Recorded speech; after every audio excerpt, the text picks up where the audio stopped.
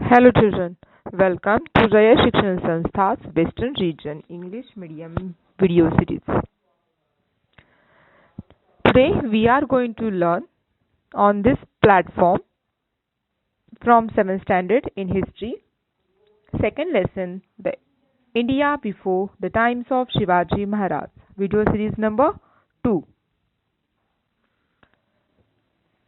Children, in this lesson, we shall learn about the various ruling power in India before the times of Shivaji Maharaj.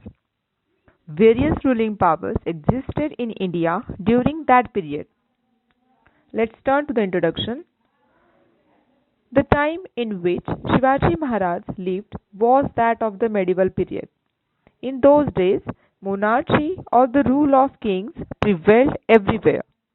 Many of the kings pursued their own pleasures and enjoyments instead of the welfare of their subjects. But even in those days, there were some kings who looked after the welfare of their subjects.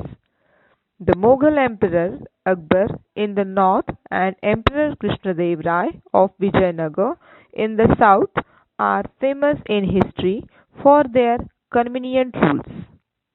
Likewise, Shivaji Maharaj also commands great respect even today. Second point, regional power. Various ruling powers existed in India during that period, and those all regional power now we are going to be learn one by one. First, Pal dynasty. In Bengal, in 8th century, Pal was a famous dynasty, and King Gopal was the founder of the rule of the Pal dynasty. Second, in central India, Gurjar Pratihar power.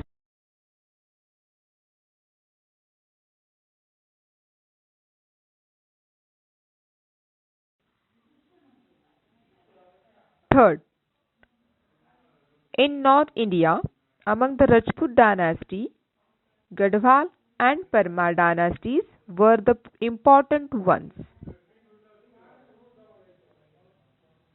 Fourth, among the Rajput dynasties, Prithviraj Chauhan belonging to the Chauhan dynasty was a valiant king. In the first war at Tarai, Prithviraj Chauhan had defeated Muhammad Ghuri, but Muhammad Ghuri defeated Prithviraj Chauhan in the second war at Tarai. Fifth, in Tamil Nadu, Rajaraj I and Rajendra I belonging to the Chola dynasty were eminent rulers.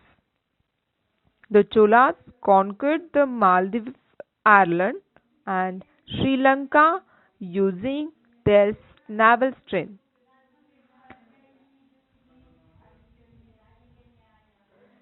Sixth, King Vishnuvardhan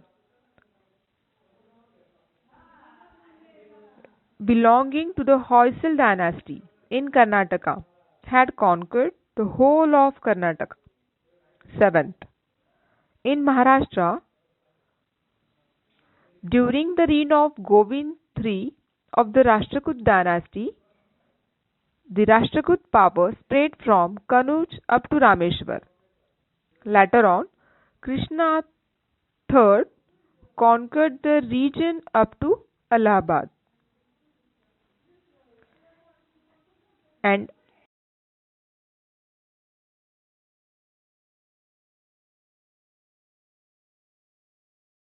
Yadavads. The capital of Billam V of the Yadav dynasty was at Devgiri near Aurangabad. He extended his rule beyond the river Krishna. The Yadav period is considered to be the golden period of Marathi language and literature. It was in this period that the Mahanubhav Pantha and the Varkari movement emerged.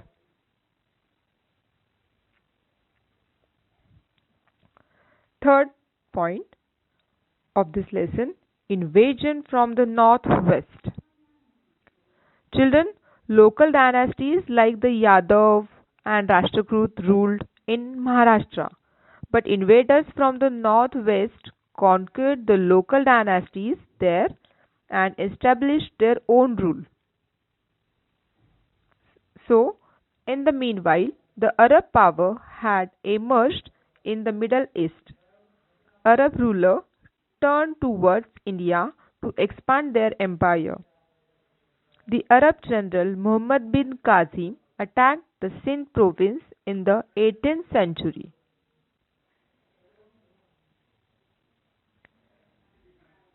Overcoming the resistance of King Dahir, the Turks started invading India in the 11th century CE.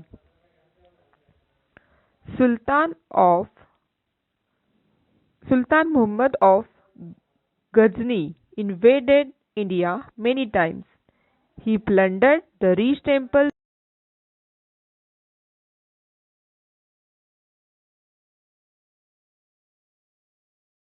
enormous wealth with him.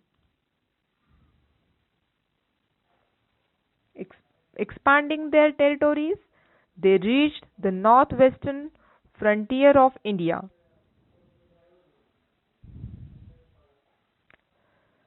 Next point is the Delhi Sultanate. Sultan Muhammad Ghuri invaded India from 1175 CE to 1178 CE. He was from Afghanistan, invaded India.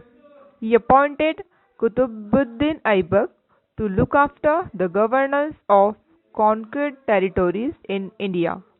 Later, after the death of Muhammad Ghuri in 1206 CE, Aibak began to rule the Indian territories under his rule independently.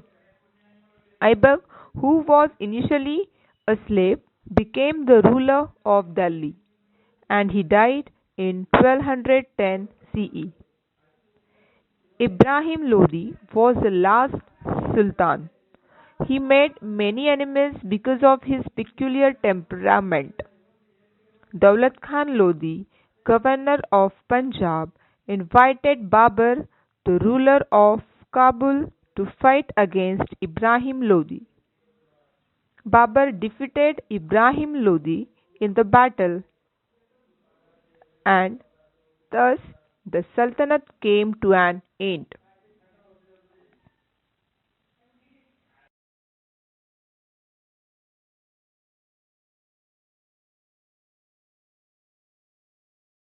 Of this lesson, and you should revise all these points at your own comfortable time. Thank you.